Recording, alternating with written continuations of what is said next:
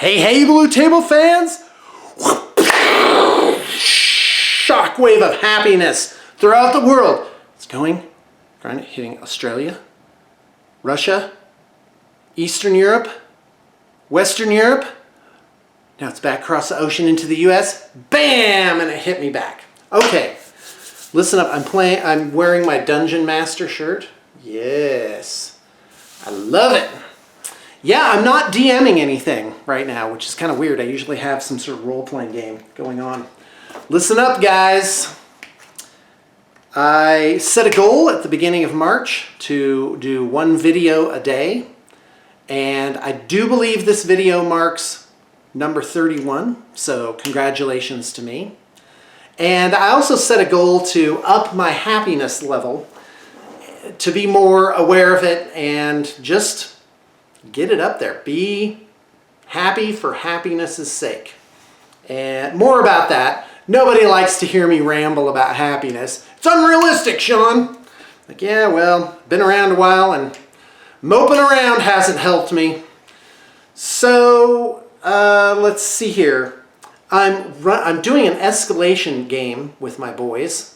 And I have my 11-year-old girl, my 14-year-old boy are out of school, and I have them, which is my dream. I wanted that. And it's a blessed relief to their mom, I'm sure. She's doing her thing. And I have my 18-year-old son is kind of like my roommate now, and he's a good roommate. He's doing really good. And let's see here. I moved. I'm still in Salt Lake, and everything's gone smoothly. This will be, I think, the 8th time I've moved the studio, and we have become exceedingly efficient at it. And the thing here is sort of the deal with the devil is that the lease is only for 9 months. Next December, we're moving on to our next thing. And that gives me 9 months to set up something amazing, and I'm really excited. You guys have heard all about my visions and dreams about permanent Valhalla, and we shall see. It feels like the time is approaching. All right, anyway, so we've got an Escalation league going on. It's called Random Reinforcements. I invented it myself. I made up a little web page, a little blog post thing about it, and so basically you start out with 5 units, many of them rolled up. Yes, that's right.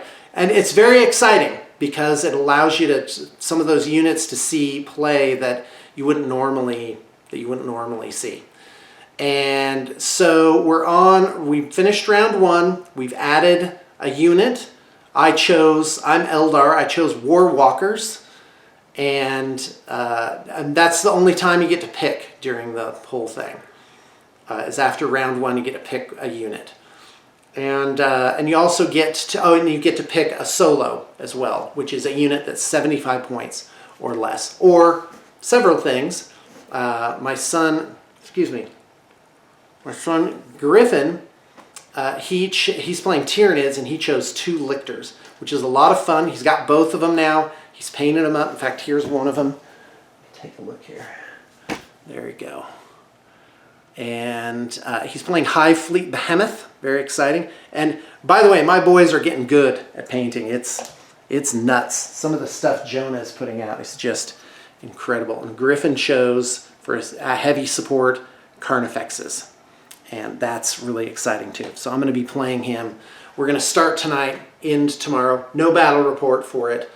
And we're hoping to get a 4th person in on the action. We're just not sure how to work that right now. And that'd be really nice. We could certainly use, let's see, we've got Grey Knights, Tyranids, Eldar, so I don't know, it feels like another Imperial type army. Who knows? All right, anyway. Okay. I did put up wholesale rates for spring 2020. And you can check the link in the liner notes. That's a really good deal for our services if you are interested in that. We went today to the game shop. We picked up some of our new things. And we picked up 2 army books for Age of Sigmar that we didn't have. As you know, running Blue Table Painting, I gotta keep up on those army books. Clients reference them. They say, I want my army to be painted like page 37. Well, we better have that page 37. Plus, I really like them. And, oh, they have that new book smell. So we picked up Slaves to Darkness for Age of Sigmar. And another one, Age of Sigmar, which is Seraphon. And then this is the new one. And I gotta tell you, oh, Games Workshop, you got a racket going on with the books, because I am pretty sure from my various sources and experience that these only cost $5 or $10. And then at wholesale, they're probably sold for 25 or 30, something like that. And to make them rotate them out. So like when this book comes out, guess what? All those old Seraphon books gotta go in the garbage. They're no good anymore. Pick up the General's Handbook, by the way, too, because you need that to play. So, and that's kind of my thing with the books, is if you're new to the game and you want to play the game and you want to play Craft Worlds, Eldari they're called now, well, this book doesn't have all the information you need. You can't just get this and have what you need to play the game. You got to have FAQs, you got to have the General's Handbook. Doesn't bother me that there's a rule book involved. However, I discovered a site that has all this information on it, and it has been, for me, a wonderland, and what it should be. So I believe Games Workshop would be well advised to make their games more accessible by creating a single web source that has all the points in there too, because it could just be continually updated, and it would be easy. The books. All right, anyway. Okay, so our Escalation League. I'm playing Eldar. I rolled up Guardians and Dire Avengers. The Guardians, the problem is I'm running them with the heavy weapon platforms. And it brings them from, I think, 80 points to 115 points for the units. So I'm just going to drop those platforms. I'm just going to have the Guardians be whatever they are, like cheap chaff to throw out to prevent. Jonah is playing Grey Knights, and he just took me to the cleaners with those interceptors and with Gate of Eternity or something. He just teleported behind my lines. My Farseer all of a sudden was the closest target, and he just blasted. And I was like, oh, well, that's my fault. I didn't know what his army does. I didn't ask any questions. I deployed without the proper knowledge, and next time I won't make those same mistakes. I'll keep him in front of me, and I'll be the one skirting around and choosing my targets more wisely. Oh, it's on. Joan, if I can do it, Jonah's getting a beat down next time. It's gonna be brutal. I'd love it if he cried. No, I'm kidding. All right, so anyway, and so in the Escalation League, it's called Random Reinforcements, something I made. And excuse me if I'm repeating myself, this is actually the second time I made this video because my battery pack ran out. And so you roll up your guys. Except in round 2, you get to pick a couple of things. You get to pick one of the troops or one of the units, and then you get to pick a solo, which is one unit that's 75 points or less. That's just one guy. Or you can pick multiples of things that usually only come in units of one. So my son, who plays Tyranids, he got 2 lictors. Jonah picked up an apothecary, Grey Knight's apothecary, converted and painted it up in one night. And I picked a warlock and war walkers. My original idea was to do all guardians, but really the weapon platforms were I have them, but they were in a trade that I did, but I just couldn't bring myself to do it. And I have 3 war walkers that are painted up Bealton. I didn't want to repaint them, but I think I am. This is a bit of a throwaway campaign. A lot of this stuff is just going to go back on the web store, and However, during the course of the Escalation League that we're doing, we'll end up with 2,000 point armies. And we're just breaking through 1,200 already. And it actually goes pretty quick when you do it unit by unit. And I think it's a really cool way to do the game. Get a small group together, play a small league, and just go to the game shop once a week and pick up your new things. It's pretty awesome. Okay, kids are doing good. The whole Gately clan is doing well.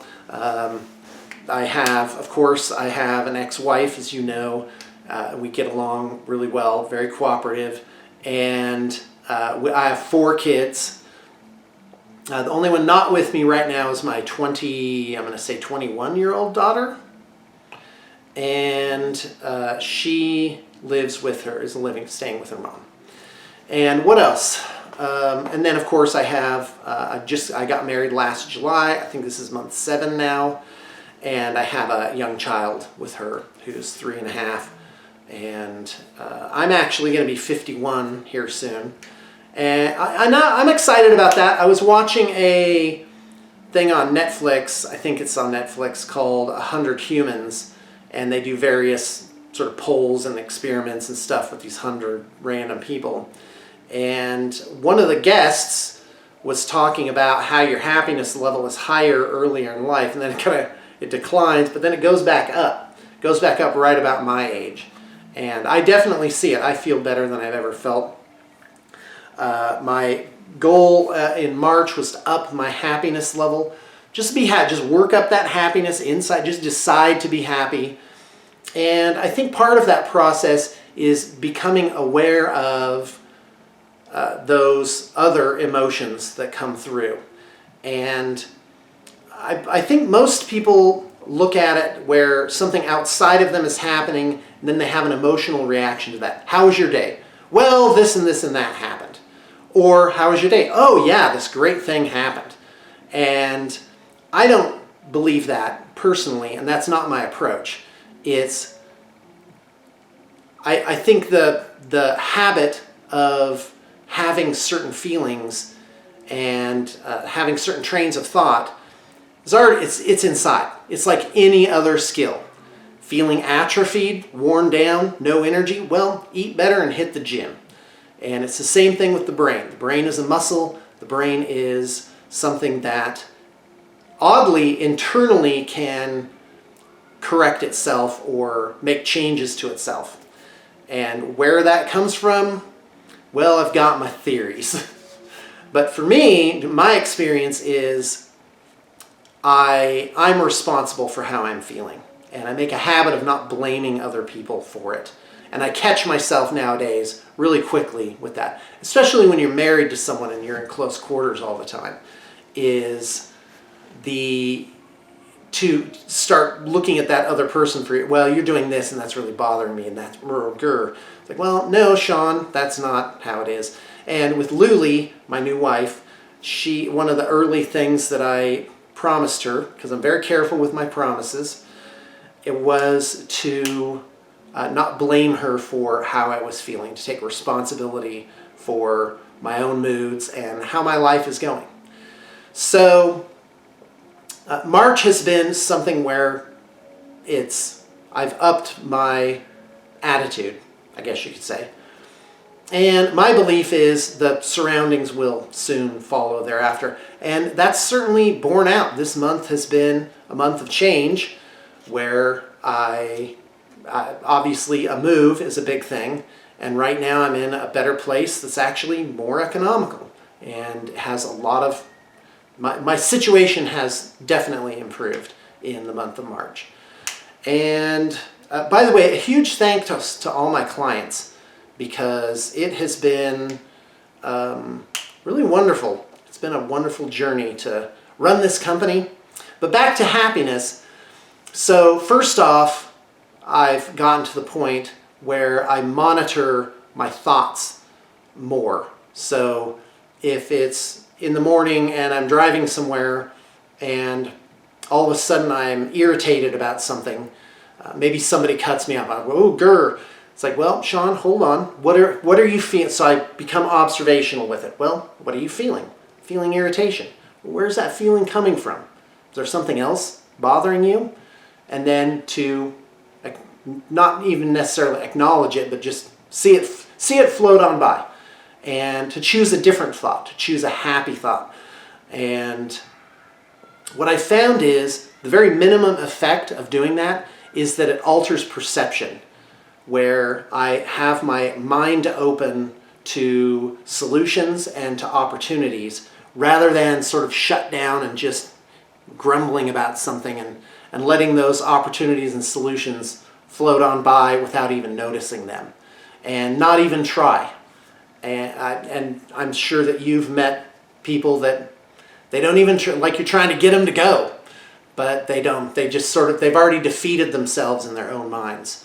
And I can't say that I'm better. I definitely see sometimes where I'm just like, all right, well, whatever, and I give up, and then of course I don't perceive the good things that are happening. I don't appreciate the good things that I have, and I also don't notice the solutions and opportunities that are coming to me.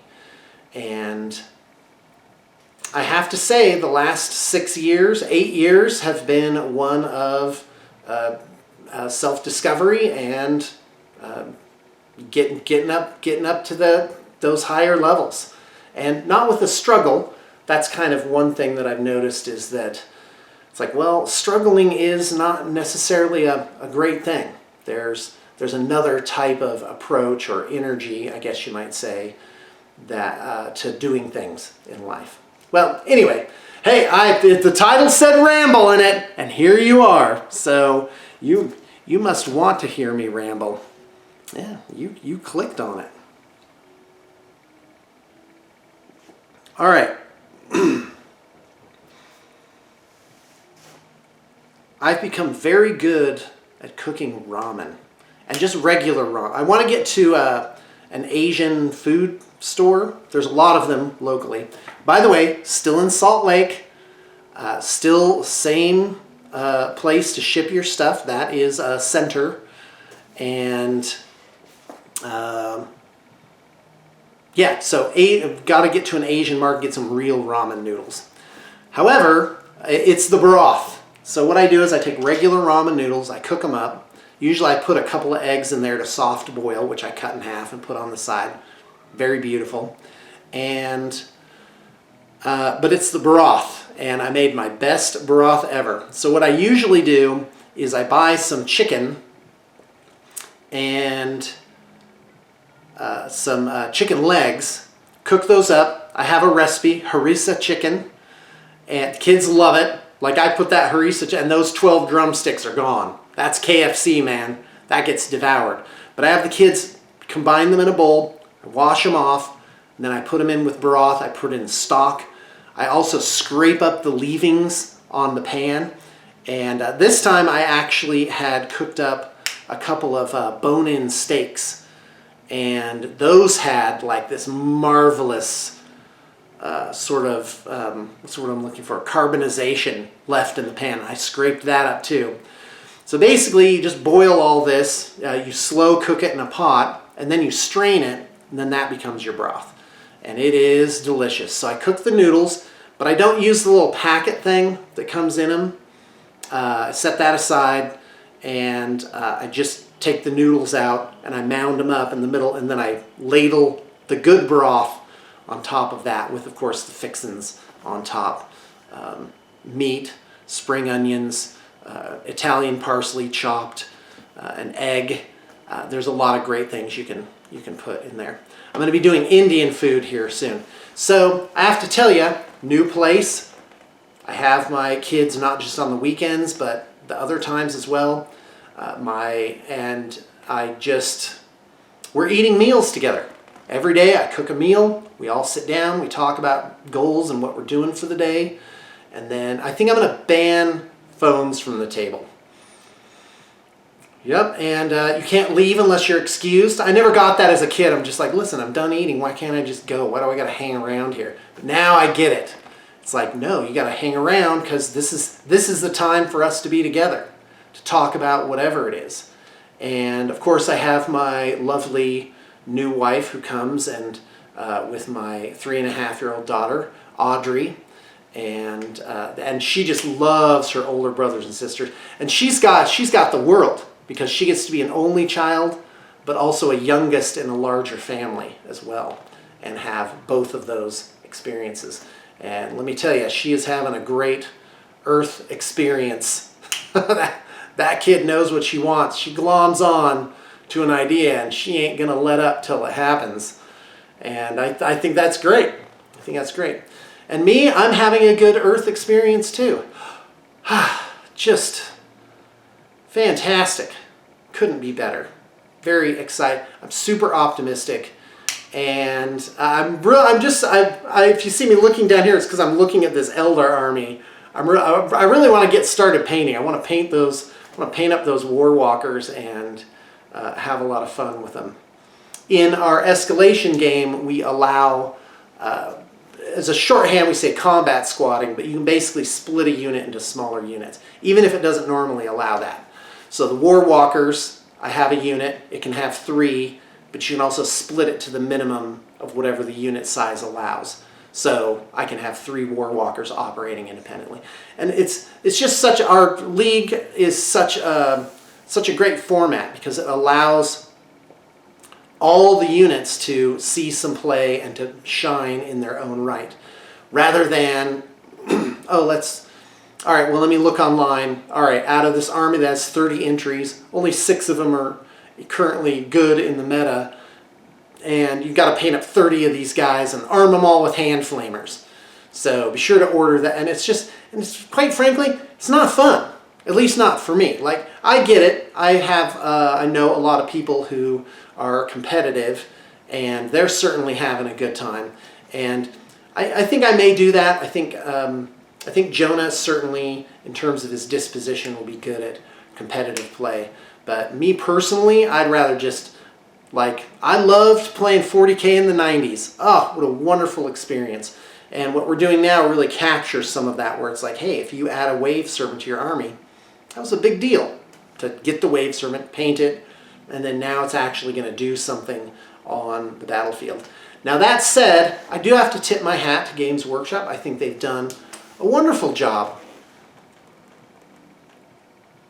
balancing the game. You might think it's unbalanced, but that's really I think more a result of the internet.